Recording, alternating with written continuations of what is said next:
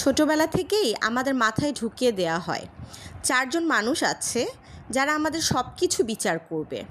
অথচ বাস্তবতা হলো এই ৪ জন কারা আমরা কেউই ঠিকমতো জানি না।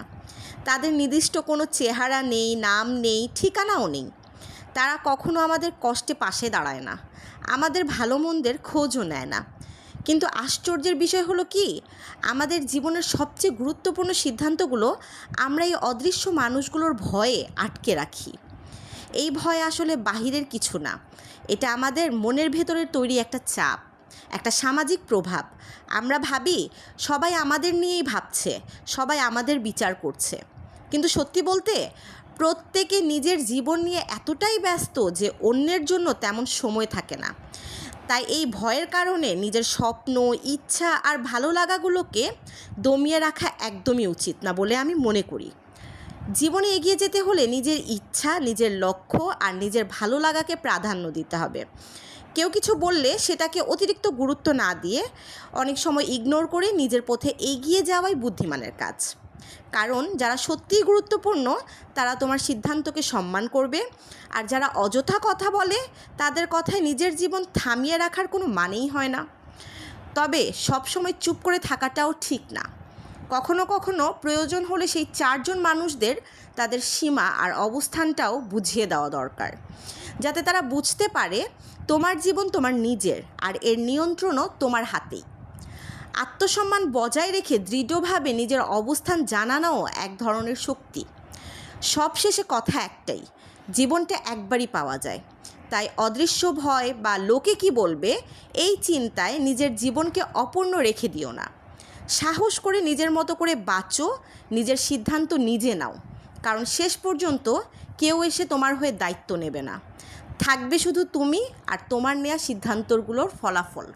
আজকের এই ভিডিওটা একটা মিশ্র অনুভূতি নিয়ে আমি আর কি বানিয়েছি। আমার ভালো লাগা, মন্দ লাগা এসব কিছু আসলে তোমাদের সাথে শেয়ার করলাম। আমার আব্বুর না একটা কথা প্রায় আমার মনে পড়ে। আমার আব্বু বলতেন, শিখলে কোথায়, ঠেকলে যেথায়। সত্যি জীবনে ঠেকেই অনেক কিছু শিখছি, আর দিন দিন একটু একটু করে ম্যাচিউর হচ্ছি। তো আজকে অফিস থেকে ফিরে একটা স্পেশাল পাস্তা বানালাম। এই পাস্তাটা মজাই আলাদা। এর মধ্যে ছিল টমেটো পিউরি, মাস্টার্ড পেস্ট আর চিকেনের পরিমাণটা একটু বেশি ছিল, সাথে চিজও ছিল, আবার ফ্রেঞ্চ ফ্রাইও ছিল। তো বাচ্চাদের খাওয়ানোর পরে তারা খুবই খুশি হয়ে গেল আর খেয়ে বলতেছে যে খুব মজা হয়েছে। এটা তোমরা তাদের এক্সপ্রেশন দেখেই বুঝতে পারছো। তো আজকের ভিডিওটা আসলে স্পেশালি আমি বানিয়েছি সুমাইয়ার জন্য, আমার কাজিন। তো আগে সে হচ্ছে গিয়ে আমাদের পাশের ফ্ল্যাটে থাকতো।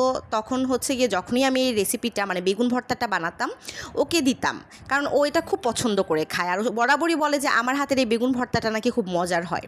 তো এখন যেহেতু ও বিয়ে করে শ্বশুরবাড়ি চলে গেছে, তাই অনেক দিন ধরেই ও বলছিল যেন রেসিপিটা আমি ভিডিও করে দিই। তো আজকে ভাবলাম রেসিপিটা শেয়ার করেই দিই, সাথে একটু ভর্তাটাও যেন মানে আমি তাকে দিয়ে আসি আর কি। তো মজার ব্যাপার হচ্ছে সুমাইয়া আজকে বেড়াতে আসছিল, তাই আমাকে আর কষ্ট করে ওর শ্বশুরবাড়িতে যেতে হয়নি ভর্তা দেওয়ার জন্য। তো এখন সুমাইয়ার জন্য একটা ছোট্ট টিপস আছে। সেটা হচ্ছে সুমাইয়া আমাকে বলতে পারে যে আমার তো বাটনা নাই, আমি তাহলে কিভাবে বানাবো। তাহলে সুমাইয়া শোনো, বাটনা না থাকলেও সমস্যা নাই, হাতের জোর দিয়ে তুমি পেঁয়াজটারে চটকায় ভর্তা বানায় ফেলবা। বুঝতে পারছো? যাই হোক, জোকস আ পার্ট, মজা করছিলাম। তো ভর্তার রেসিপি দেখে সুমাইয়া আর তার সাথে বাকিরাও বুঝে গিয়েছো যে আমি আসলে কী ইনগ্রেডিয়েন্টস বা স্পাইসেস দিয়ে ভর্তাটা বানিয়েছি। তারপরও কোনো সমস্যা হলে সুমাইয়া আমাকে একটা ফোন দিয়ে আমি তোমাকে বলে দিব। আর হচ্ছে গিয়ে রাতে রান্নার জন্য আমি মাখা মুসুরের ডাল করলাম। আমার বাসায় আবার এই মুসুরের ডালটা খুব চলে। আর বাচ্চাদের টিফিন দেওয়ার জন্য আমি হচ্ছে গিয়ে কিছু কাবাব বানালাম। আমি সবসময় কাবাব বানিয়ে ফ্রোজ করে মানে ডিপ ফ্রোজ করে রেখে দিই, কারণ হচ্ছে গিয়ে আমার বাসায় যেহেতু দুইটা ছোট বাচ্চা আছে, আর বাচ্চারা হচ্ছে গিয়ে সব সময় ভেজিটেবলস বলো কিংবা ফিশ বলো এগুলো খেতে চায় না। তো খেতে না চাইলে ওদেরকে তো খাওয়াতে হবে। এর জন্য আমি সব সময় মানে আল্লাহর 30টা দিন 365 ডেজ আমার বাসায় ডিপে কাবাব থাকবে, বিশেষ করে আমার বাচ্চাদের জন্য। কারণ যখনই ওরা কোনো কিছু খেতে না চায়, ওদের পছন্দ মতো রান্না না হয়, যেন আমি তাদেরকে চট করে ভেজে দিয়ে দিতে পারি। আর তাছাড়া হচ্ছে গিয়ে আমি আদ্রিতাকে সকালে একটা পরোটার সাথে যদি একটা কাবাবও দেই তাহলে ওর পেটটা ভরা থাকে। আমি অলওয়েজ চেষ্টা করি ওদেরকে পেট ভরে মানে পেট ভরা থাকে এমন টিফিন দেওয়ার জন্য। তো কাবাবে আমি সচরাচর বেসিক স্পাইসেস দিয়ে সেটাকে হচ্ছে গিয়ে সাইজ মানে শেপ দিয়ে ফেলি, শেপ দিয়ে সেটাকে ডিপ ফ্রোজ করে রেখে দিই। আর কী কী স্পাইসেস দিয়েছি সেটা তো তোমরা দেখতেই পেরেছো। তো আজকের ভিডিওটা আসলে এই পর্যন্তই। সবাই ভালো থাকবে, সুস্থ থাকবে। আল্লাহ হাফেজ।